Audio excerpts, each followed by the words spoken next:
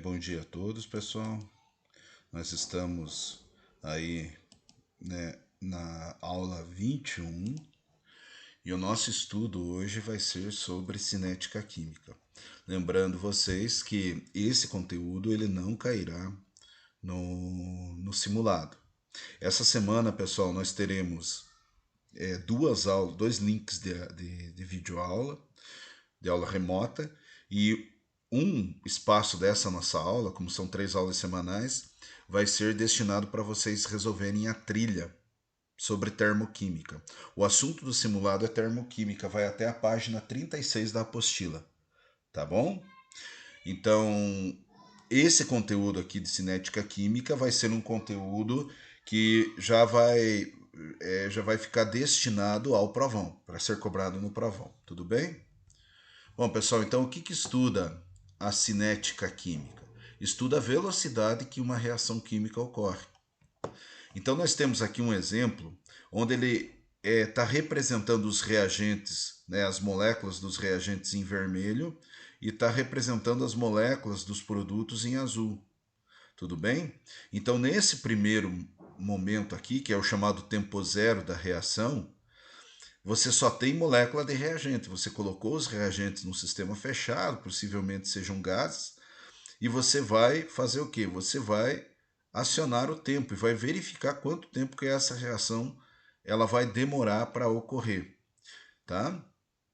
Então, à medida que vai passando o tempo, percebam que vai formando os produtos, né? Então, os reagentes eles vão se chocando entre si e ao se chocarem entre si, eles vão fazendo novas combinações químicas.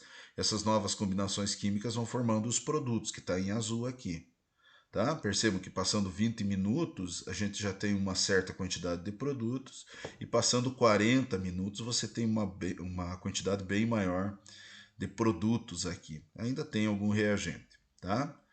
Então, a gente vai fazer o quê? Vai fazer o cálculo se baseando na quantidade de reagente que foi consumido pelo tempo ou na quantidade de produto que foi formado pelo tempo. Então a formulazinha já é uma formulazinha meia conhecida de vocês lá da física. Não sei se vocês lembram, mas para a gente calcular a velocidade média lá em movimento uniforme, a gente utilizava a variação da distância pela variação do tempo. Aqui a gente vai utilizar o quê?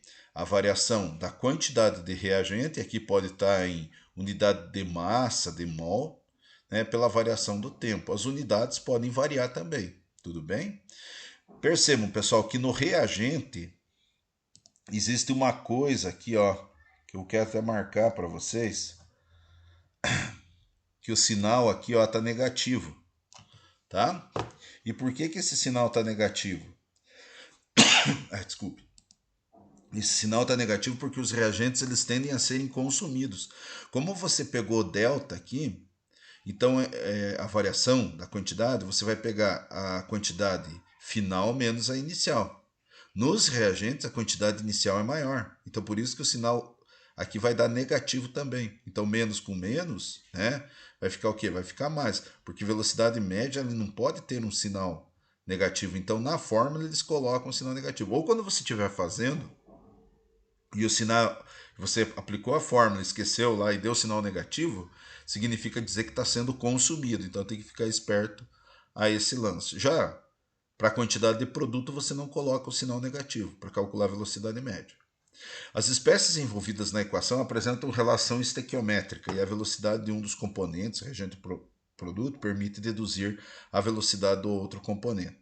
Também é possível determinar o que ele quis dizer com isso.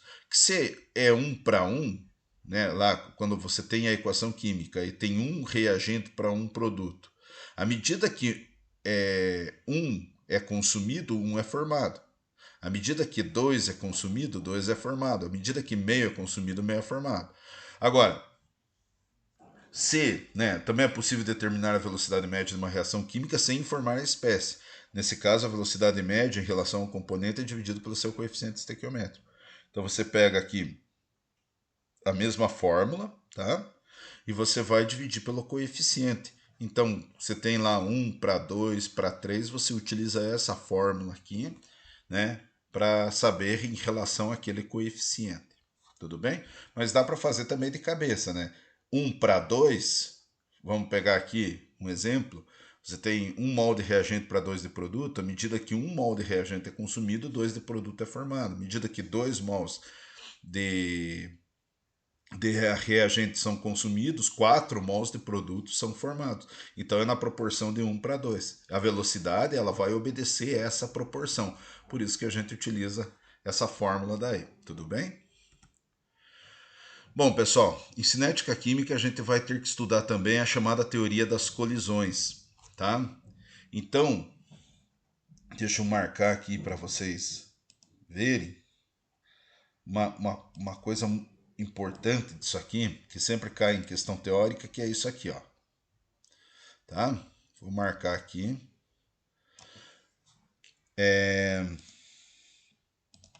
Em uma colisão, para ocorrer uma reação química, precisa ter as chamadas colisões efetivas. Tá? O que é uma colisão efetiva? É quando a molécula tem orientação favorável e tem energia suficiente para romper as ligações. Vocês lembram lá de termoquímica que para você romper essas ligações dos reagentes, das moléculas dos reagentes, a gente precisava ter energia suficiente, né? A energia tinha que absorver energia para romper essas ligações para que ocorresse a reação. Mas na verdade, o que necessita mesmo é de uma colisão efetiva. E essa colisão efetiva tem duas coisas: orientação favorável e energia suficiente. Orientação favorável, nesse primeiro exemplo, ele está mostrando para nós.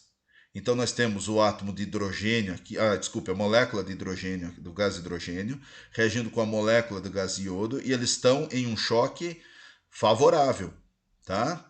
Direcional, favorável. Ocorreu o choque aqui, vai ter que ter energia suficiente para romper essas ligações originais, tá? Para formar essas novas ligações.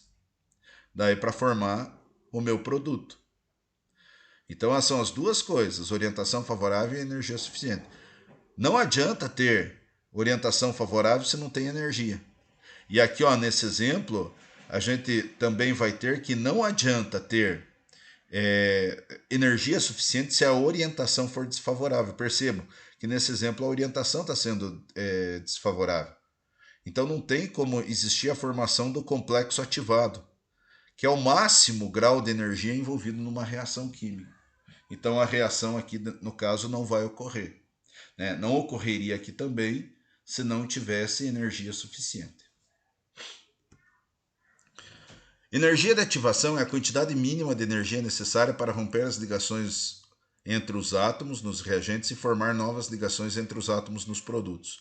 O choque entre as moléculas dos reagentes com orientação adequada e energia igual ou superior à energia de ativação resulta em uma estrutura intermediária instável entre os reagentes e os produtos, denominado complexo ativado.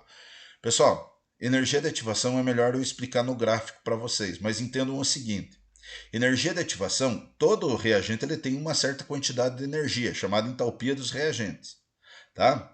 O que é energia de ativação? Vai ser a energia suficiente para você dar para os reagentes para que eles atinjam esse complexo ativado, que é o máximo de energia envolvido numa reação química.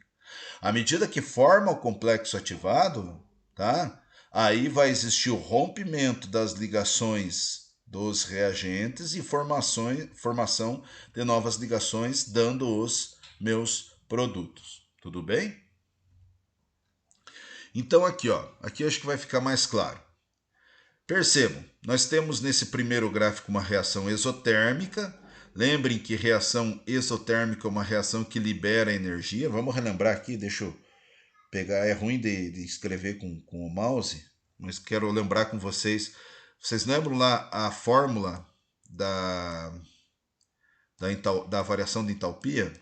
Variação de entalpia é igual a entalpia de produto menos entalpia dos reagentes. Tudo bem? Bom, pessoal, percebam o seguinte: os produtos aqui têm menos energia que os reagentes. Então, se você pega o valor energético dos reagentes e o valor energético dos produtos, os reagentes têm mais energia, o sinal vai ficar negativo. Tá? Na de baixo, ó, os produtos têm mais energia que os reagentes. Se você pega os produtos menos os reagentes, vai ficar com sinal positivo ΔH.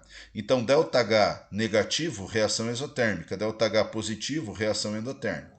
Percebam também que o ΔH só precisa da energia inicial dos reagentes e da entalpia final dos produtos. Só precisa disso. Não está entrando em conta todo o processo energético envolvido na reação. Mas como nós estamos falando de velocidade de reação, o que é importante entender aqui? Duas coisas, a energia de ativação e o complexo ativado. Veja, pessoal, vocês lembram lá que para ocorrer uma reação química a gente precisa de duas coisas. Choque favorável, né, orientação favorável e energia suficiente.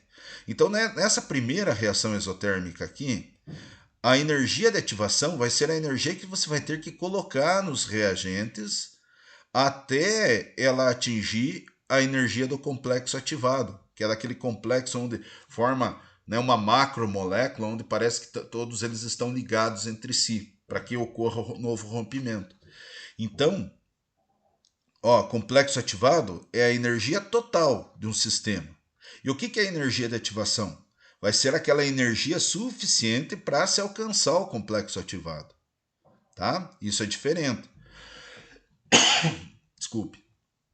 Então, energia de ativação, ela vai ter um valor diferente da do complexo ativado. Tudo bem? A não ser, claro, que os reagentes estejam no zero, né? Na entalpia igual a zero, e o complexo ativado lá esteja lá, daí vai ter o mesmo valor, os dois. Mas geralmente a energia de ativação é diferente da energia do complexo ativado, porque a energia que vai dos reagentes até o complexo ativado. Aqui mesma coisa, para mim sair dos reagentes e chegar nos produtos, eu tenho uma escala energética a ser alcançada. Então eu preciso fornecer energia. Outra informação que eles gostam de cobrar também. Numa reação exotérmica, às vezes é necessário nós adicionarmos energia nessa reação para que ela ocorra. Ela não vai ocorrer sem entrar em complexo ativado, sem atingir o complexo ativado, sem a energia de ativação do composto. Tá?